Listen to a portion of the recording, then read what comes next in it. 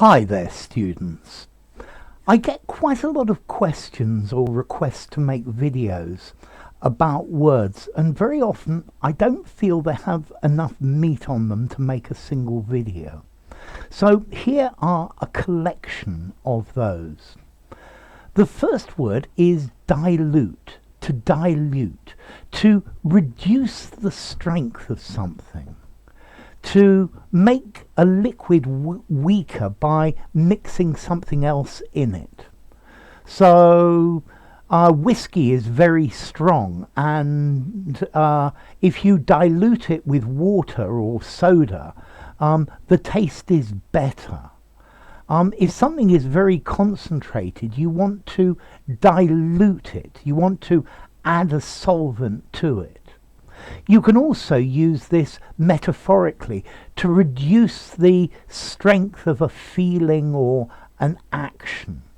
So, the government introduced new legislation to dilute public fears about things. Okay, so to dilute, to make weaker, if something is diluted, it's less strong. Don't use pure bleach. Dilute it with a bit of water. Okay, so to make something weaker by adding another substance. So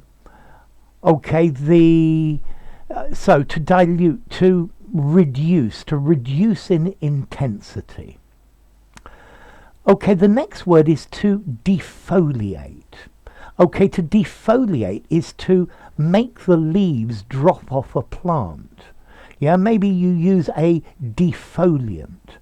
To defoliate, to make the leaves come off something, especially by using strong chemicals. I know, for example, that salt is a defoliant. If you put a lot of salt around a plant, all its leaves will drop off, and probably eventually it will die. I think they wanted to use, or they used napalm in Vietnam as a defoliant, something just to get rid of the trees, but napalm just burnt off the leaves. So to defoliate, to get rid of the leaves on something. Okay, the next pair is selfish versus critical. Okay, these two things are quite different. If somebody is selfish, they are only thinking of themselves. They're only thinking of their own personal interests. They are acting to do ththings that are the best for them without considering how this affects other people. He's a very selfish person. Critical means somebody who is finding faults with something. They are looking for mistakes. And criticism or being critical can be actually a positive thing, because you can learn if somebody is critical. I think if you define a person as critical, they are always looking for the mistakes in things. Critical can also mean is something that is of absolute importance. It is critical that you send this letter today. Okay, so selfish, somebody who's looking out for themselves, who thinks about their own interests, whereas critical, somebody's looking for mistakes.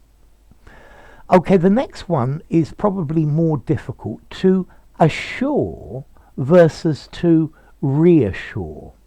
Now, I think in some circumstances these two words overlap. Let's see, I think if you reassure somebody, it means that this person is worried, they're frightened, and you say things to reassure them, to put their mind at rest, to comfort or console them. So you remove their doubts. Whereas to assure is to confirm to somebody that something is true, to guarantee the truth of it. So you clear up any doubts they may have. I assure you this is true. And I hope my assurance reassures you. It makes you less worried about the situation. Okay? So, yes, to assure is to make something clear, yeah, to say directly that this is true. I assure you that nobody has stolen anything that belongs to you. You can put your things in the safe, in the strong box, if you are worried, because like that you will be reassured, because nobody can steal them from there. So to assure is like, I guarantee you that. Whereas to reassure, don't worry, it's okay. And linked to this as well are the words to assure and to ensure. A-S-S-U-R-E and E-N-S-U-R-E. Okay, firstly, to ensure, you ensure that a situation is completed. You ensure that a thing is done. Whereas you assure a person. Okay, so please ensure that the door is closed. Please ensure that your work is finished. Please ensure that the lights are turned off. Please make certain, check. Whereas assure, okay, is to tell someone that something is true.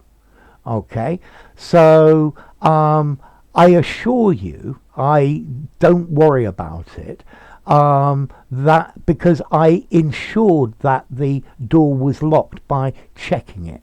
So you ensure that something is done, but you assure a person.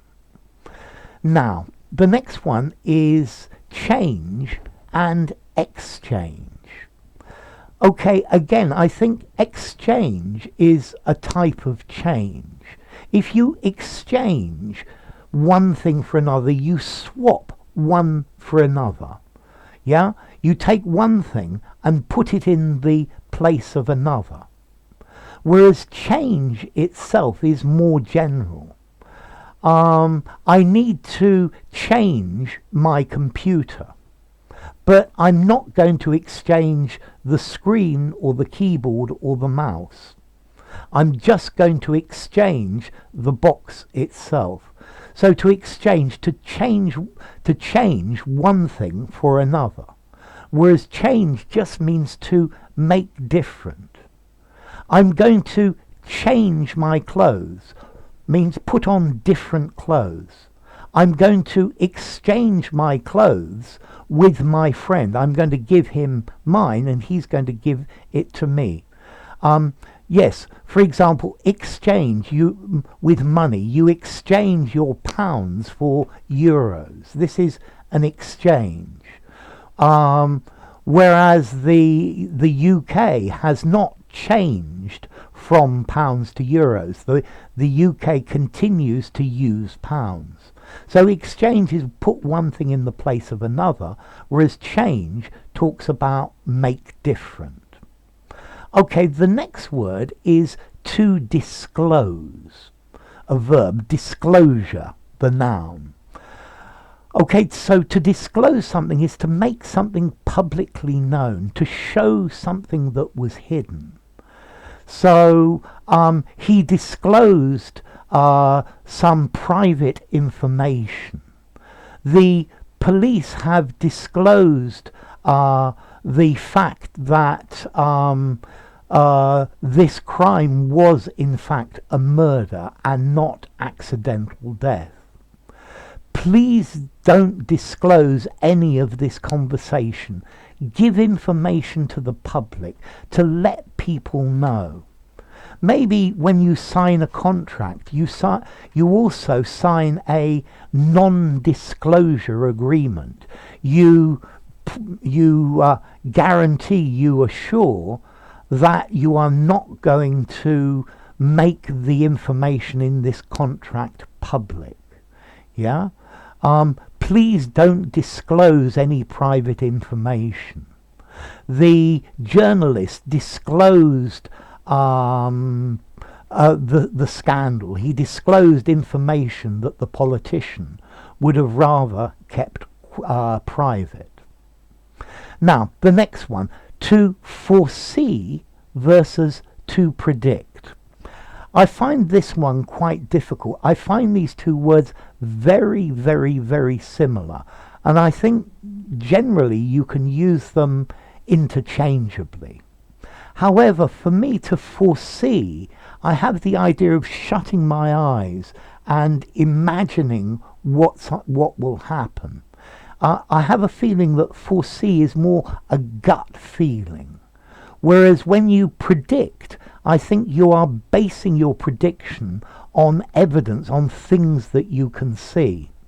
So, how do you foresee the future? How do you foresee the evolution of COVID? Whereas I think you predict something more specific. I think predict is more using statistics to say that this is the most probable outcome. Although I think these two are very interchangeable, because maybe somebody reads your palm, a fortune teller foresees your future. They predict what is going to happen to you. But maybe they look at you and say, okay, this guy's this age, he's not wearing a wedding ring, and then they use that to predict the future. Okay, and one final word, astride. Okay, astride is a preposition meaning to have one leg on either side of something. She sat astride her new motorbike with one leg on one side and the other leg on the other. He sat astride his new horse. Okay, a leg on either side. But notice, you can also use this figuratively. So, the town lies astride the river. It goes both sides